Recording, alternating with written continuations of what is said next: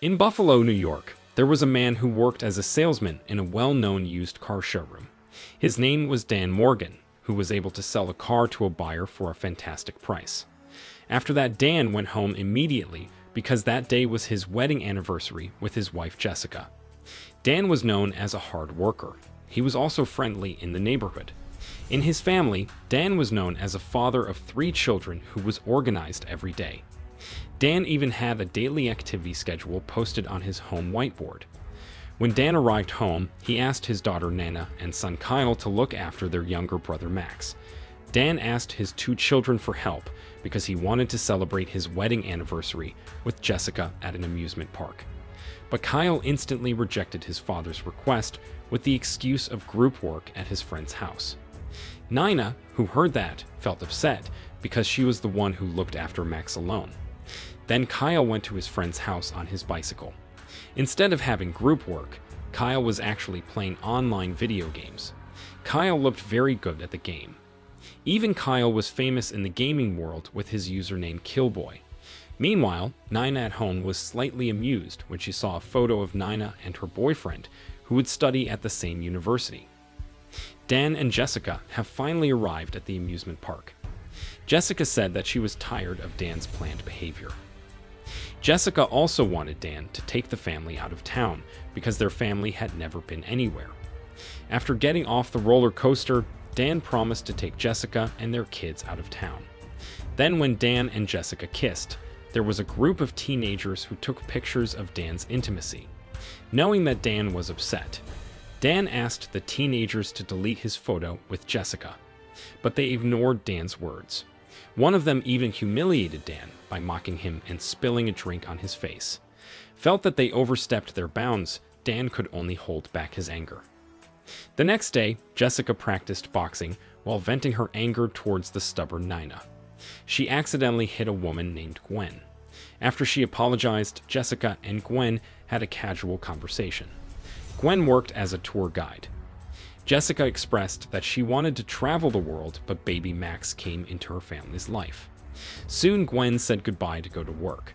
Before that, Gwen also gave her name card to Jessica so that Jessica could contact her for traveling. Meanwhile, Dan went shopping at the supermarket near his house with Max in his arms. But Dan realized there was a suspicious person who was targeting Dan. He looked ready to fight the mysterious man. Then the man attacked Dan brutally. Dan casually fought the man even though he was holding Max. Dan wanted to let Max free first, but the man didn't give Dan a chance. Seeing the man getting more brutal, Dan continued to push the man until he managed to make him helpless. Then Dan paid for his groceries and went home. When Dan arrived home, Dan opened a bag that he had hidden on the stairs. The bag contained several weapons, passports, and a lot of money. Dan planned an escape from the city. He then contacted his friend named Augie for help. He asked Augie to create new identities for Dan, Jessica, and their 3 children. After making sure Augie could help him, Dan went to pick up Nina. Unfortunately, Nina was not in the editor's room of the school magazine. It turned out that Nina had secretly left the community without Dan's knowing. Then Dan found Nina with her friends at the stadium. Dan, who was upset, scolded Nina on the spot. Nina replied that she left the school magazine editor community because she felt Dan didn't read the article she made. Hearing that, Dan remained silent. Through Nina, Dan learned that Kyle skipped chess class. Dan immediately picked up Kyle, who was playing online video games at his friend's place. Kyle, who was surprised that his father came, then tried to explain why he skipped class. But Dan didn't care about Kyle's words because he was concerned with the safety of his children. Dan, who was relieved to have brought his 3 children with him, then went to the hospital where Jessica worked. Dan picked up his wife and said that he invited his family to go on vacation to Las Vegas. Jessica was happy to hear that. Meanwhile, Dan realized that there was a black van that followed Dan. Seeing that, he immediately took Jessica and their children away from there. After ensuring that the people in the black van followed Dan, he immediately ran away. He sped up and fooled the black van, but not long after, the car managed to find Dan. While continuing to escape pursuit, Dan, who continued to speed, tried to hide the fact from his family that several killers were chasing them. Dan then headed to his workplace and tried to find the whereabouts of the tracking device in his car. After he found the tracking device that had been installed by his enemy, Dan put the tracking device into his friend's car. After that, Dan told his friend to take the car speeding on the highway, so that the black van that chased Dan was fooled and switched to chasing Dan's friend's car. This gave Dan a good opportunity to get away from the place. On the way, when Jessica wanted to upload photos about her vacation to Las Vegas through her social media, Dan suddenly asked for Jessica and her 2 children's phones and Dan's own phone. Then Dan threw their phones into the river with the reason that this vacation was a vacation without communication devices. After that, Dan went to the office of the American Vehicle Association. He wanted to ask the officer for a manual map. At first, the officer refused to serve Dan, but after Dan gave him some cash, the officer gave the map that Dan wanted. Then they continued their journey to Las Vegas. The previously awkward traveling atmosphere now became more enjoyable as Dan and his children sang and laughed together. Meanwhile, at Dan and Jessica's house, there was a man named McCaffrey and some of his men who were looking for the whereabouts of Dan and his children and wife. McCaffrey's men looked for them through social media traces. Unfortunately, they couldn't find any information about them. An upset McCaffrey then ordered all his men to look for Dan's whereabouts. McCaffrey firmly believed that Dan Morgan had not told his family who he really was, because if he had, it was likely that Dan and Jessica were no longer together. At a hotel, Dan abandoned his plan to spend the night after he found out that Kyle's fan took a photo with Kyle and posted it on social media. Dan, who was worried that his location was known by McCaffrey, quickly left the place. A few moments later, Dan realized that McCaffrey's men had reappeared on a motorcycle. Dan, who saw it, immediately played music as loud as possible so that Jessica, Nina, and Kyle would fall asleep even though Dan was speeding. Meanwhile, Max didn't sleep like his mother and siblings, but instead Max seemed happy and confident that his father could defeat McCaffrey's men. Then there was a chase on the highway.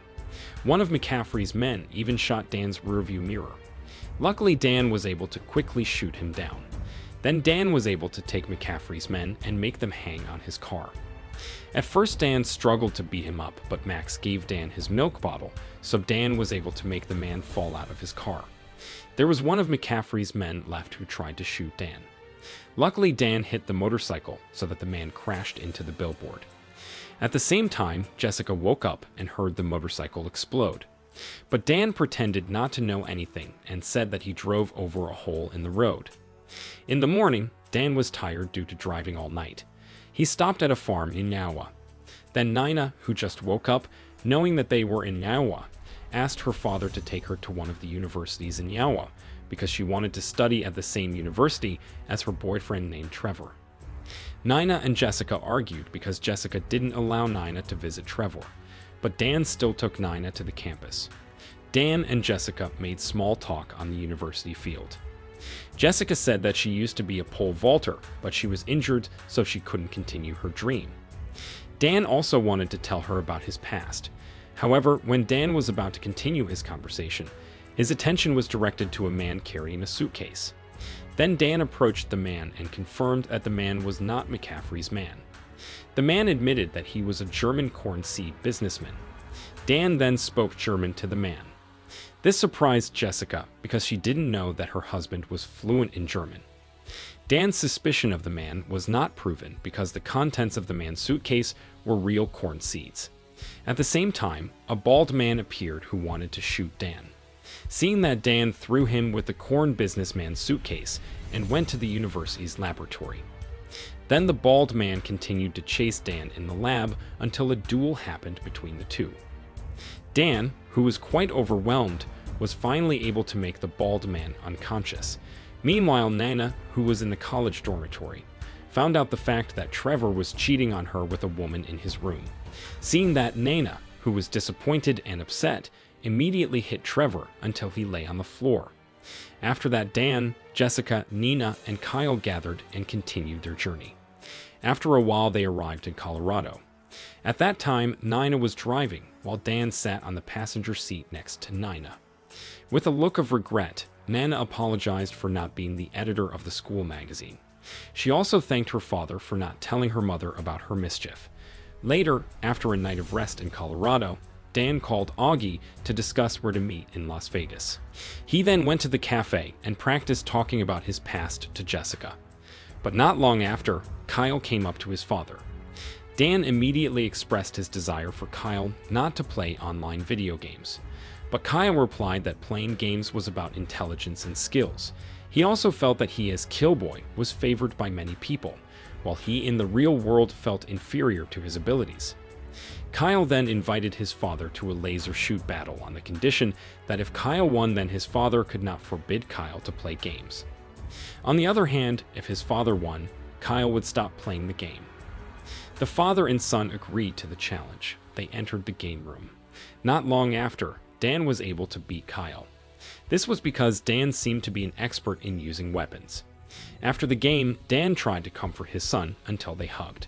After enjoying the game, Dan invited his children and wife to continue their journey to Las Vegas. Until night fell, they stayed at a classy hotel in Las Vegas. Dan then met Augie at the bar while Jessica and the children went to the room. Augie gave Dan's family passports and booked flight tickets for them to Vancouver. Dan then returned to the room and prepared for dinner with Jessica.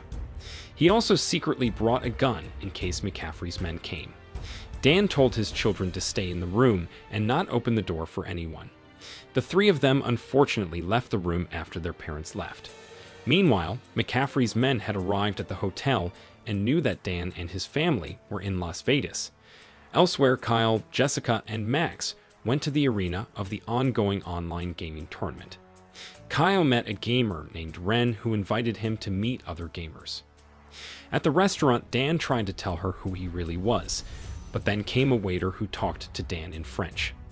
Dan, who could speak French, responded to the waiter, so that Dan, who told himself to Jessica, kept using French.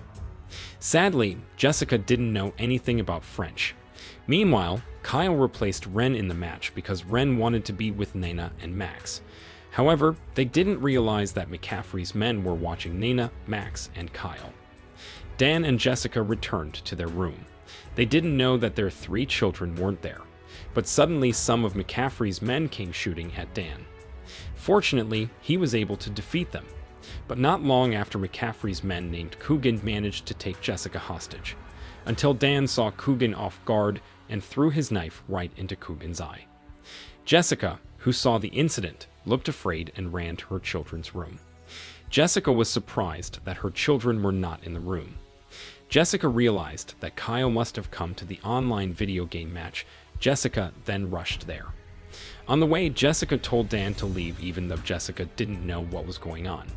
But Dan still followed Jessica, while Kyle managed to win the match with his team.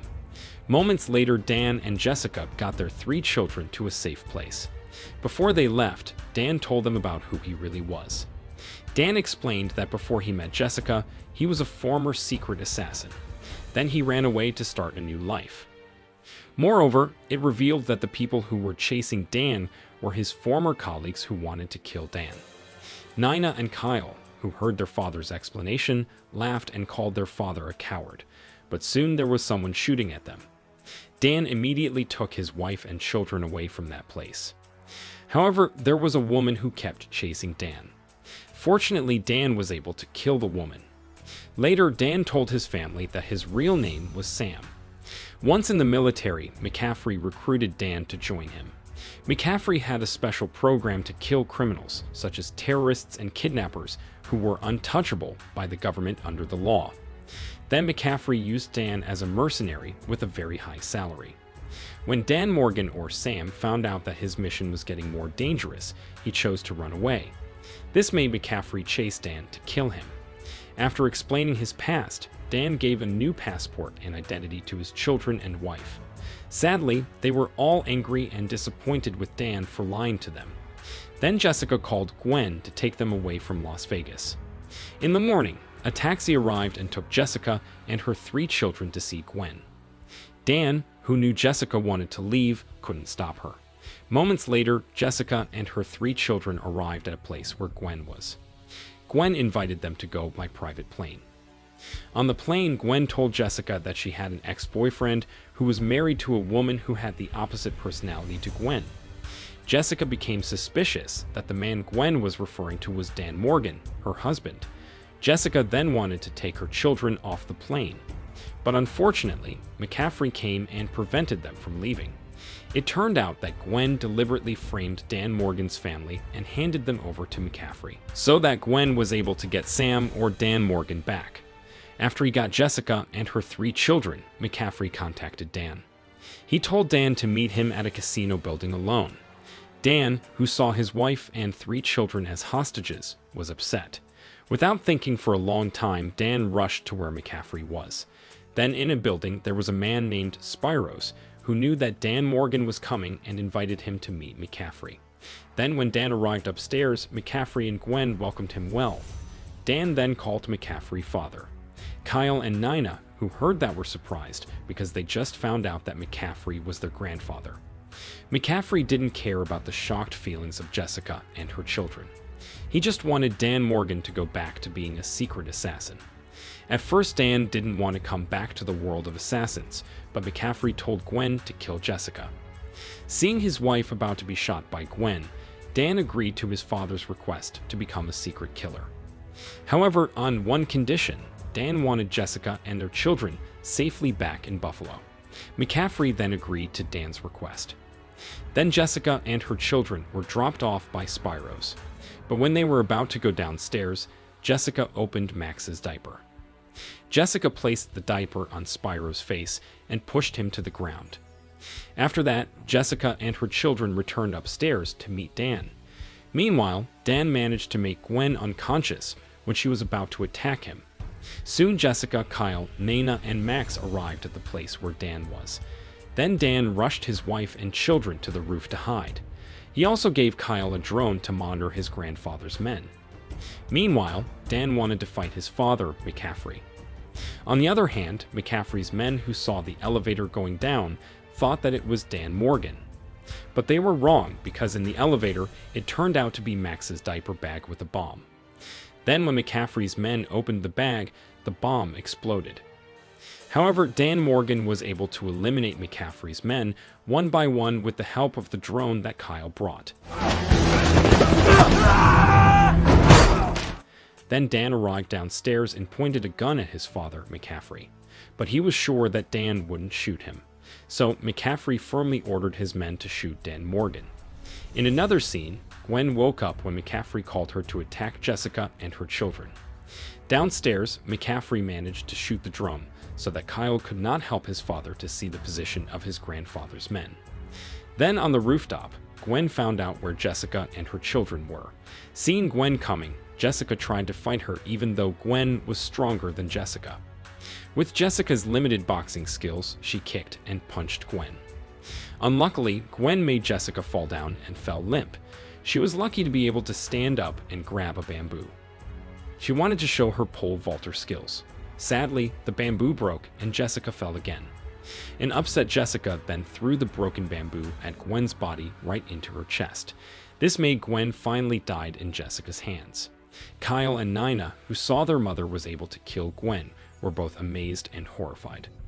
In the meantime, the duel between McCaffrey and Dan Morgan continued, until one moment McCaffrey had the opportunity to shoot his son Dan.